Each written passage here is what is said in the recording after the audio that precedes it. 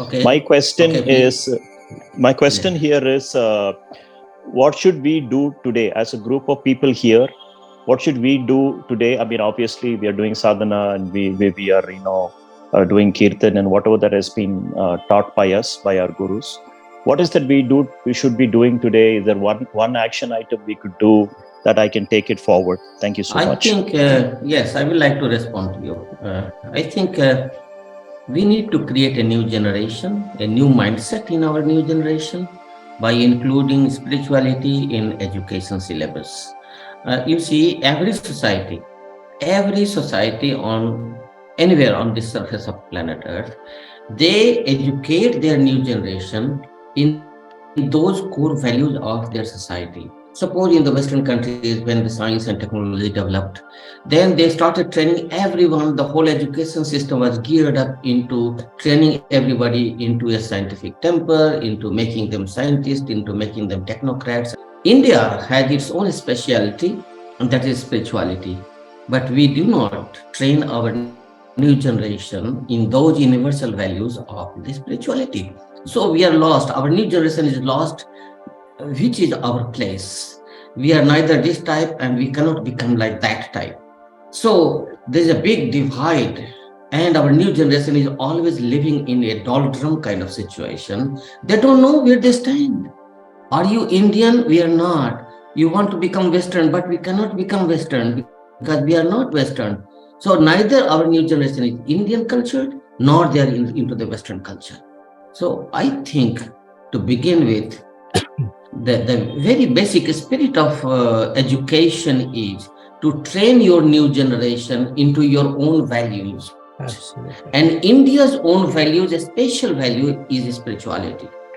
We are not doing that.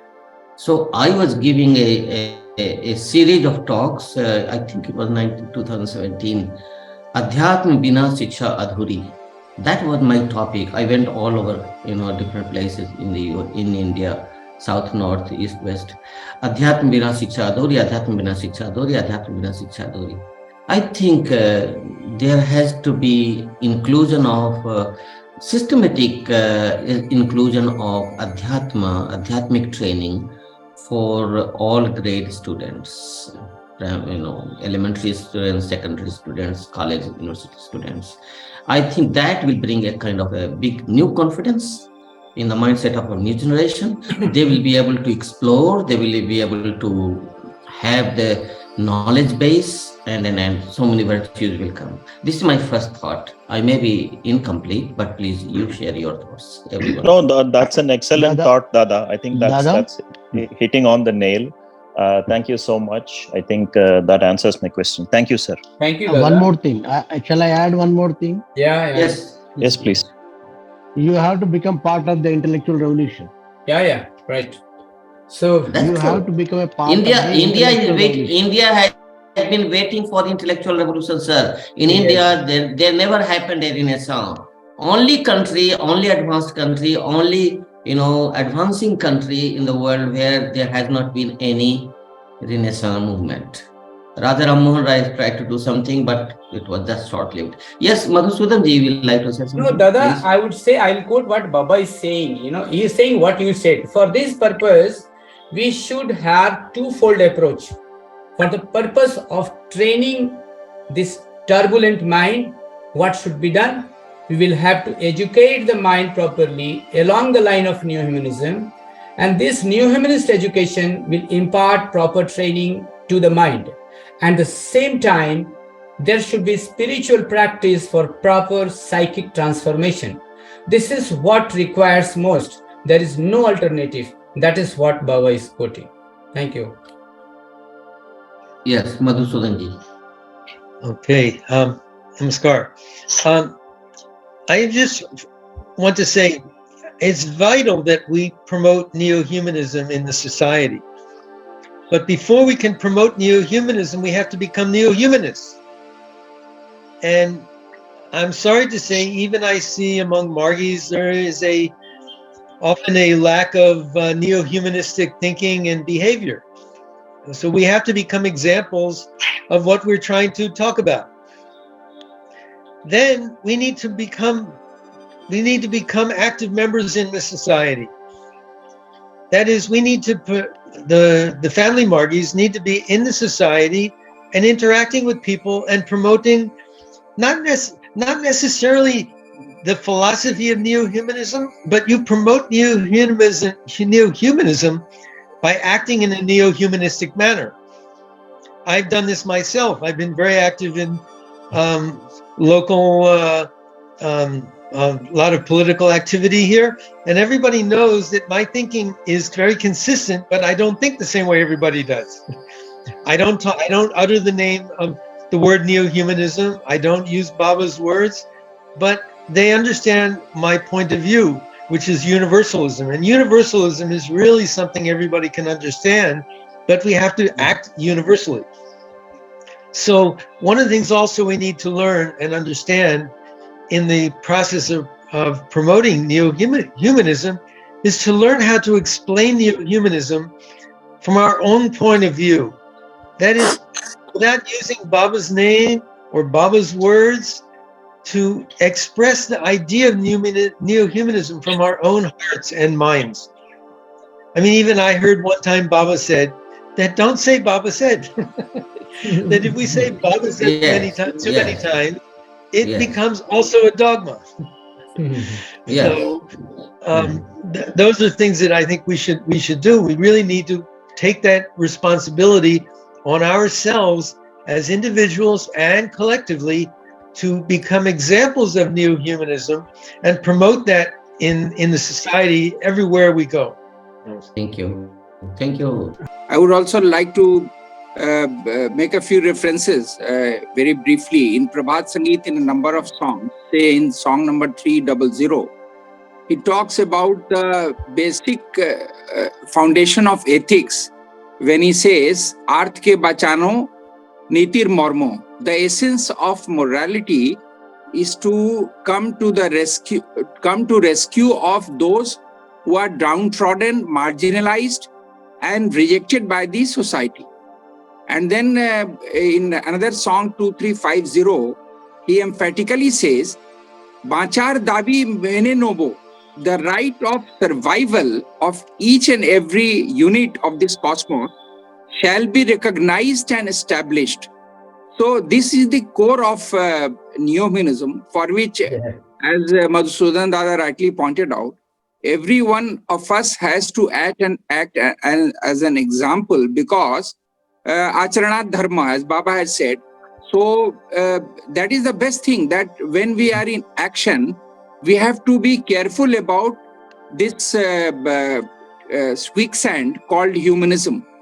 Because as a number of speakers have pointed out, Dada talked about Thomas Jefferson, and there was also reference to people talking, about very high philosophy and eating animal food and all. So this hypocrisy or dichotomy in behavior cannot be accepted by society for a long time if somebody is talking about neo-humanism.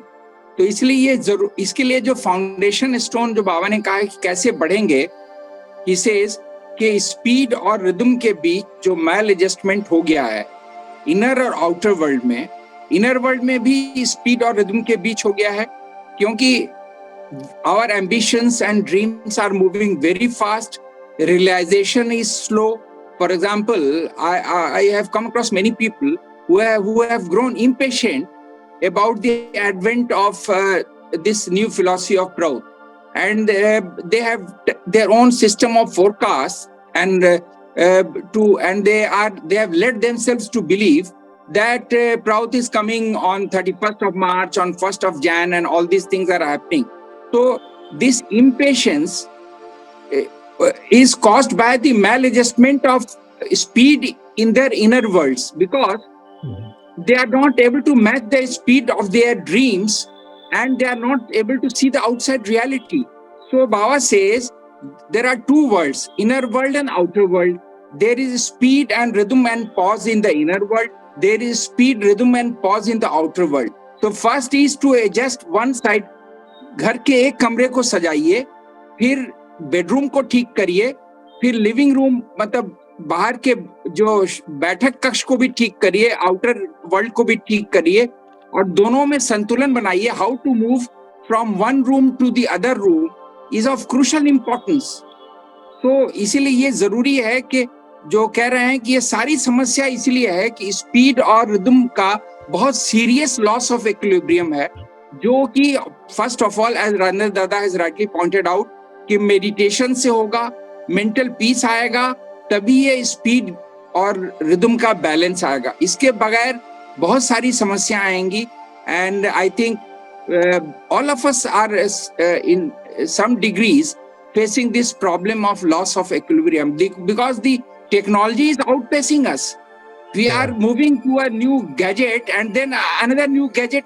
We adopt a new system in the morning, new technology. Evening, another new technology comes. So every man is confused. Where am I? Where am I placed in this whole scenario of technology? So one has to proceed very cautiously and catching this basic thing of the love for the Supreme who can really deliver us beyond these bondages, as Rajendra Dada rightly pointed out. Thank you. I'll quote Baba at the end that what he says is that ours is the age of neo-humanism. Neo-humanism supplying elixir to all, one and all.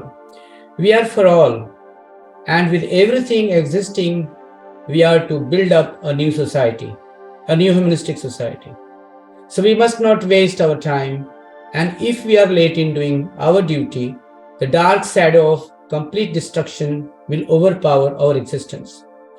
We should be conscious of this, and we must not waste a single moment of our valuable existence. So what I said just now is that now humanity is at the threshold of the new era. And so many epoch-making events, so many annals of the history are to be created by you boys and you girls. Be ready to shoulder that responsibility of age to come. You boys and you girls, what do you say? Revise duties and responsibilities. And after that, Baba is asking to sing a song. And that is a beautiful song of neo-humanism, Manush Shobai Apan. Manush Shobai Apan. Eki morme gatha sobarohiya. Sabakar eki ayojan. The meaning I will read here is, all human beings are our own. All hearts share the same innermost heart. The need of all are the same. We cry in sorrow, we laugh in joy. We love to see that face of our dear ones.